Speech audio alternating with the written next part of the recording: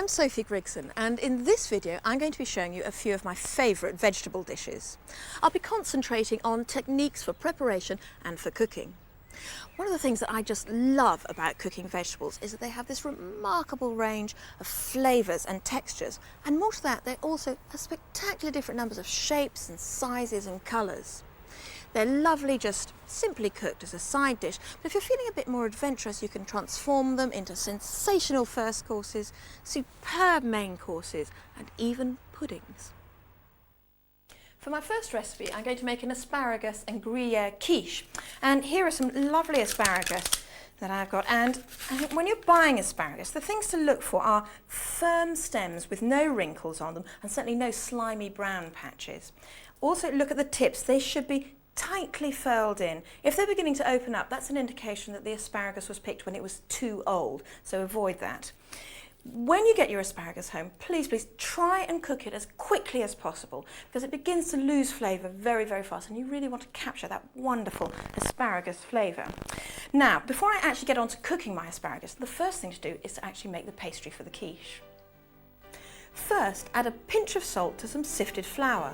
Then rub in cubes of chilled butter, like this, working it in lightly until the mixture resembles fine breadcrumbs. Then add the chilled yolk of an egg and just enough iced water to form a soft dough. Try to handle the dough as little as possible. If you want to, you can do all of this in a processor.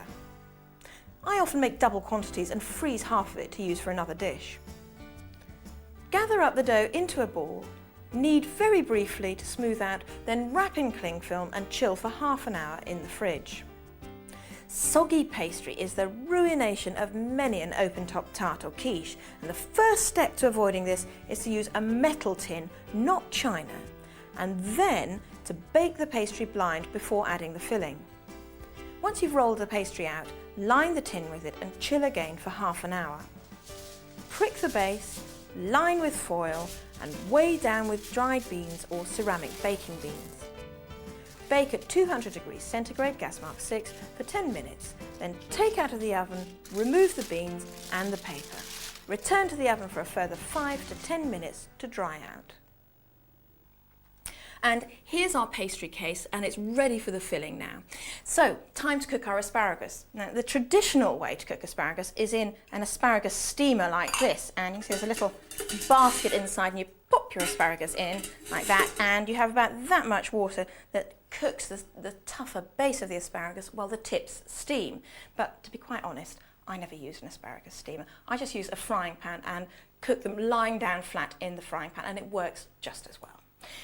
In fact, for our quiche, I've used a slightly different method of cooking my asparagus. I cut the stems up into lengths about 1 inch long, and I popped the stems into boiling salted water first, gave them about 3 minutes, and then added the tips so that they cooked only for a couple of minutes until they were just tender. Then I quickly rinsed them under cold water, which stops the cooking and also sets that lovely green colour. So, for our quiche, I'm going to start off by putting some diced Gruyere in the bottom of the quiche. And this gives this lovely little nuggets of cheese right the way through the tart.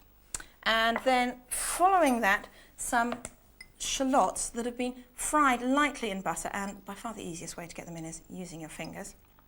In those go. And then, of course, mustn't forget our actual asparagus, and they go in on top like that. Distribute them as evenly as you can.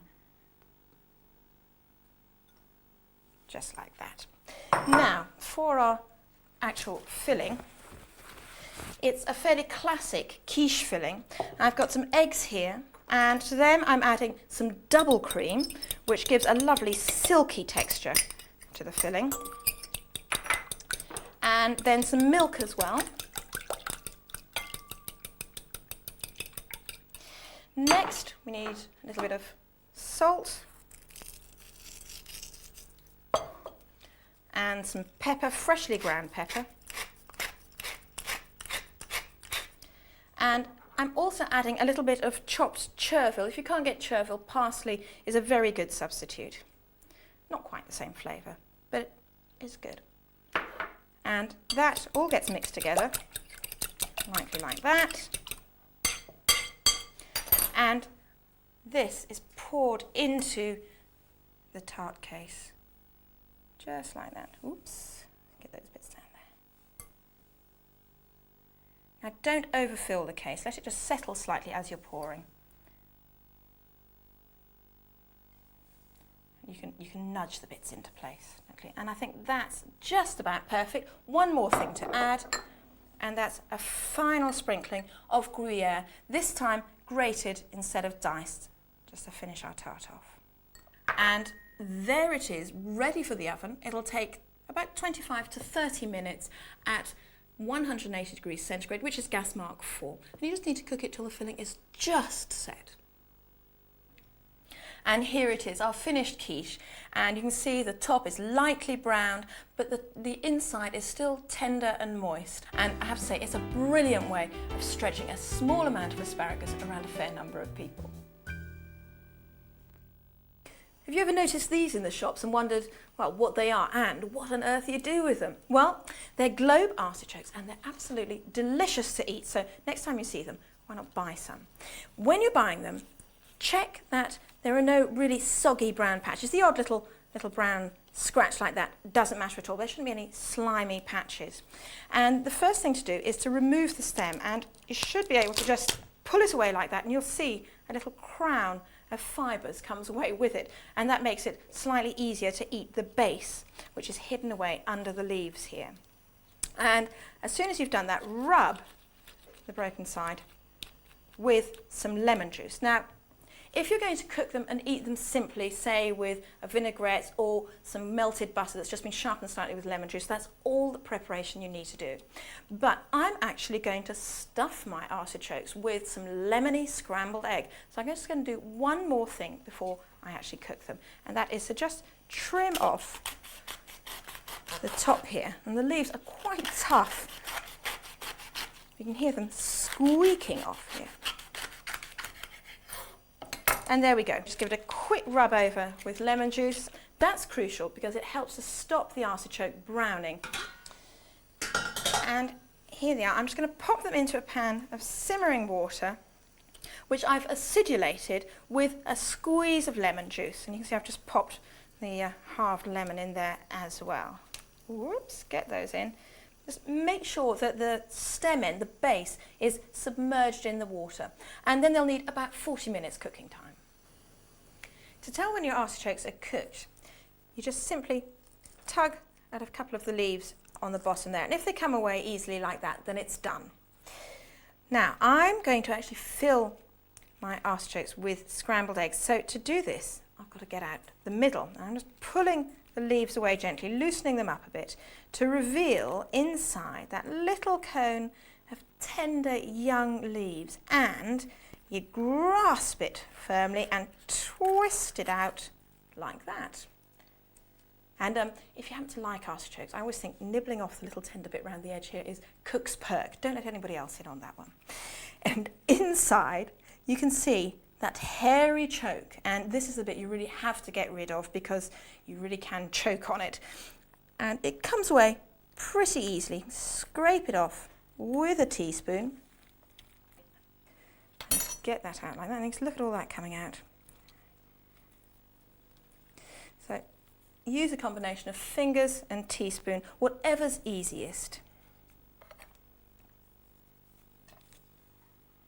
And when you pull away the choke here, you'll notice that underneath there's a tender base, and that base right at the bottom is edible, and it's the jewel that's hidden away underneath the leaves. It's a lovely nugget of deliciousness.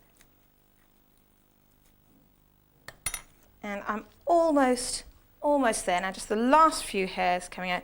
Make sure there aren't any stray ones just left in there. Just like that, and there we go. A lovely artichoke cup ready for its filling. Now, the filling is really just a fairly classic scrambled eggs, but with a twist to it, and the twist is the lemon juice. I've got 6 eggs here, and I'm adding around 2 tablespoons of lemon juice. That goes in. Then, what else am I going to put in? A little bit of grated lemon zest in that goes. And to enrich my scrambled eggs, I'm adding about 2 tablespoons of cream as well. And of course we need some seasoning, a bit of salt, and a little bit of pepper. Give that one more light whisk there. And then, last but not least, I'm adding a knob of butter too. And I'm going to cook this over a pan of gently simmering water. It's a method that is quite a lengthy one. It takes a bit longer than actually just cooking it straight in a pan over a direct heat. Making sure, you do need to make sure that the base of the bowl doesn't actually come into contact with the water. And you keep stirring it, and you have to be patient. And I always find that I start doing this and I get to a stage where I think it's never going to actually scramble, and just at the point where I'm about to give up and shove it in a pan, it begins to thicken up. So have faith.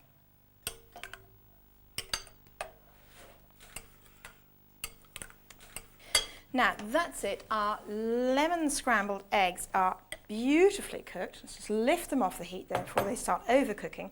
And you can see that I've kept them very creamy. They're just thick enough, and they've just got soft curds in them, which is perfect because they'll go on cooking a bit in their own heat. Of course, if you really want to, you could cook your scrambled eggs in a microwave, but they won't taste nearly as good. I'm just going to add a little bit of dill to them, chopped dill as well, which gives a lovely finishing flavour. You could use fennel instead if you wanted to. And stir that in. And now I'm just going to fill my artichoke. Just splay out the leaves a bit there.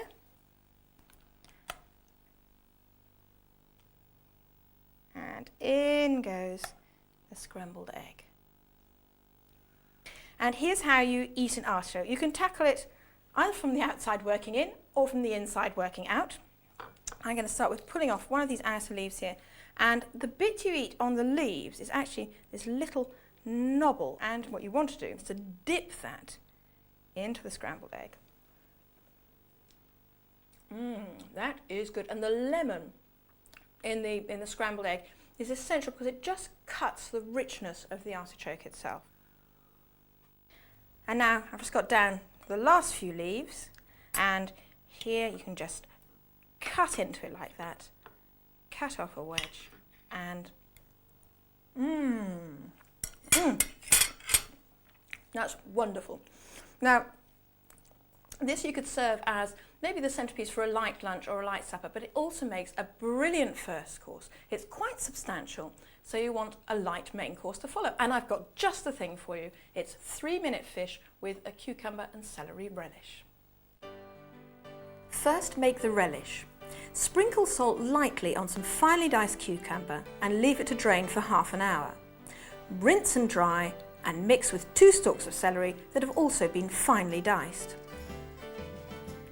Take 4 tablespoons of rice vinegar or white wine vinegar or tarragon vinegar, 1½ teaspoons of peeled and grated fresh root ginger, 2 teaspoons of caster sugar, 1½ teaspoons of brown or white mustard seeds, and 1 teaspoon of dill seeds. Bring them to the boil in a small saucepan, stirring to dissolve the sugar, and simmer for 2 minutes. Then add half a medium onion, very finely diced, and 1 green chilli, seeded and very finely chopped. If you don't like your food too hot, just use half a chilli. Take the pan off the heat and pour the contents over the cucumber and celery. Mix the whole lot together and set aside to cool for at least half an hour. The relish will keep for up to 24 hours, covered in the fridge. For 4 to 6 people, you need at least 550 grams of firm white fish or salmon fillet. Slice the fish as thinly as you can. I find it's a great help to pop it into the freezer first. After about 10 to 15 minutes, it firms up and is much easier to slice. Arrange the fish slices in a large oven-proof dish that's been lightly brushed with olive oil. Overlap the slices as little as possible and then brush with a touch more olive oil. With the oven at its highest setting, whiz the fish into the oven for 3 minutes or until it just begins to turn opaque. Scatter over a few chives and serve immediately with a cool relish. 3-minute fish with cucumber and celery relish.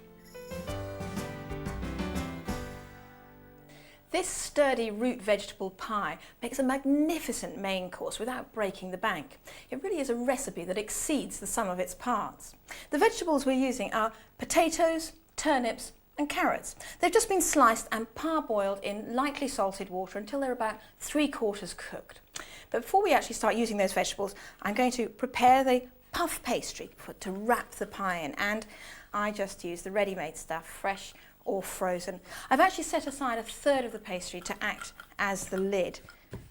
But this is going to line an 8-inch cake tin that I've already buttered.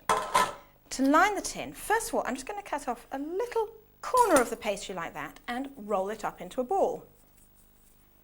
That sits there. And then fold the pastry up, lightly like that. Bring our tin back over here and lift the pastry in, putting that point there just in the centre, and then you can unfold the pastry again, and there you are, nicely in your tin. And now our little ball of pastry that we set aside comes into its own, because I'm just going to lift that up and use the pastry ball to press the rest of the puff pastry right into the corners of the tin. Now for the vegetables. I'm going to build them up in layers, and this is so that you get a really well-packed filling, and when you cut into it at the end when it's cooked, you get a lovely layered stripy effect. First of all, in go a layer of potatoes, like that, and let's just fill up that middle there. Whoops, come on you. There we go. And I'm going to season between each layer with a few caraway seeds, a little bit of finely chopped parsley, on that goes, some pepper, and just a little bit of salt. Then I'm going to add one more thing before I go on to another layer, and that is a few little knobs of butter, just to keep the vegetables moist as they cook. Now, what next? I think we'll have some carrots maybe. And in go our next layer of carrots. You don't have to do this too precisely, but just try and cover up the potatoes completely. Plonk them in. There we go. And then it's back with the caraway seeds.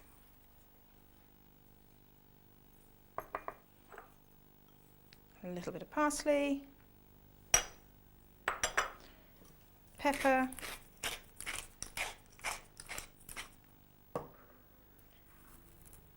salt, and a few more knobs of butter.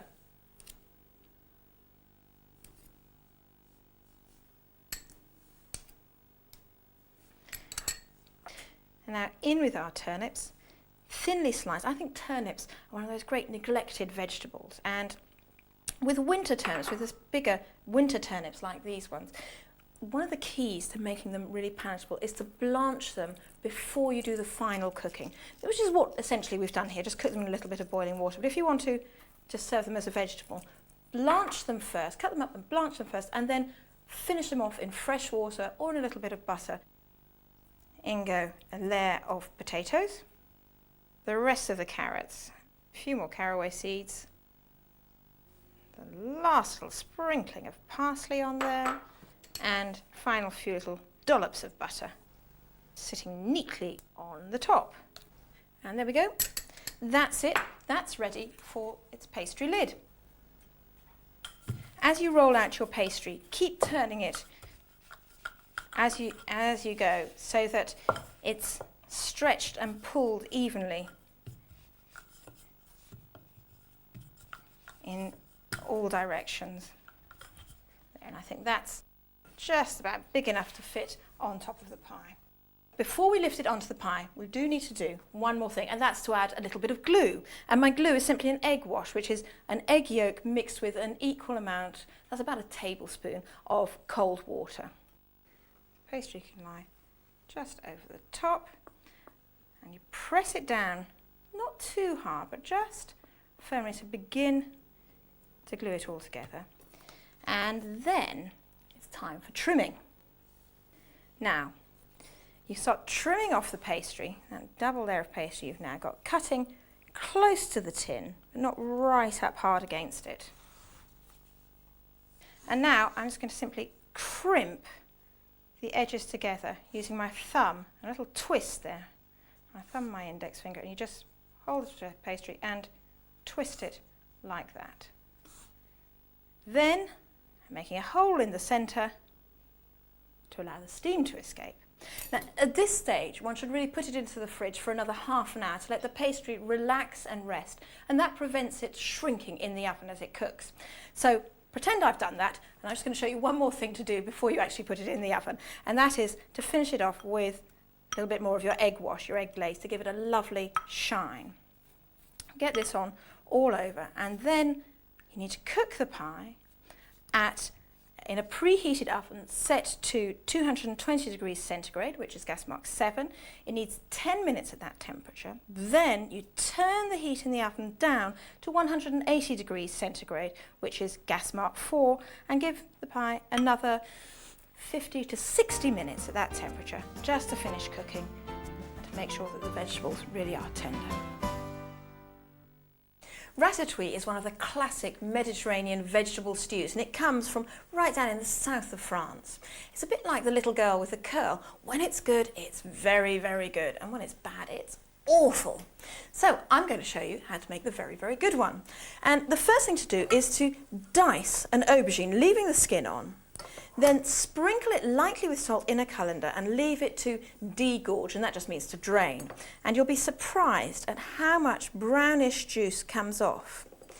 Now, this step isn't actually totally essential, but it does help to take away the slightly tinny taste that aubergine can have. And I've done much the same thing with some courgettes. There's a little bit of water in the bottom there. And with courgettes, it's really just a question of concentrating down the flavour. Over here in my pan, I've got some onion that I've just been cooking gently in olive oil. And to that, I'm adding the aubergine.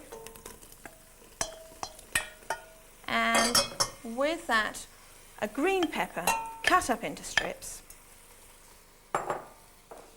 And a red pepper as well. Now, I like to use this method, cooking the vegetables all together in one big pan. It's a fairly classic way of doing it, but a lot of people actually think that it's nicer to cook the vegetables separately. And of course it's true they do keep their shape a bit better, but I think you lose that really wonderful mingling of flavours that you can get. Okie dokie, those just need to be left on a low heat, covered for about 10 minutes. And you can see that these vegetables have already begun to soften and cook down. So it's time to add our courgettes. In there you go. And with them, I'm going to add a tin of chopped tomatoes in juice. About a tablespoonful of tomato puree. That's a pretty good squirt. A generous half teaspoonful of sugar, which just takes that slightly sharp edge off tinned tomatoes. Some salt.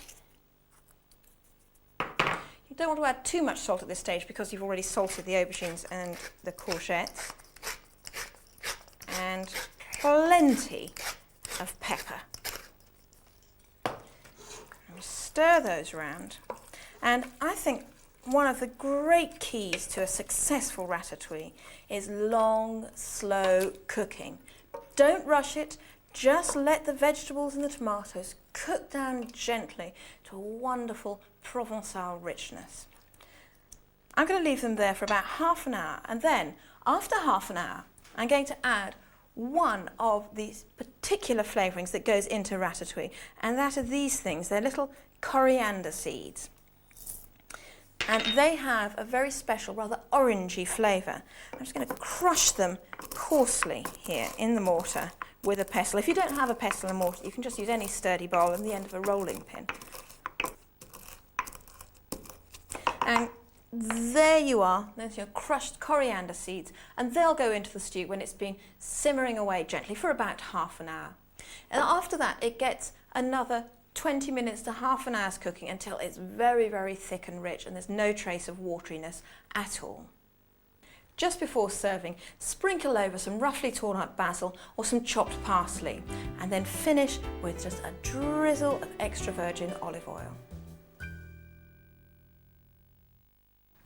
And now here's an idea for an unusual salad. We're all used to seeing grated raw carrots in a salad, but how about using cooked carrots?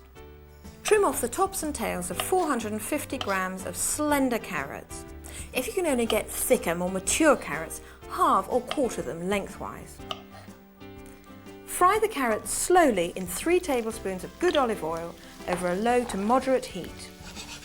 Shake and stir occasionally until the carrots are caramelised with brown patches and very tender, about 15 to 20 minutes. Tip the carrots into a bowl with the oil and add the juice of half a lemon, 2 tablespoons of chopped fresh mint, and salt and freshly ground black pepper. Leave to cool and serve the carrot and mint salad at room temperature, either as a first course or as a side dish.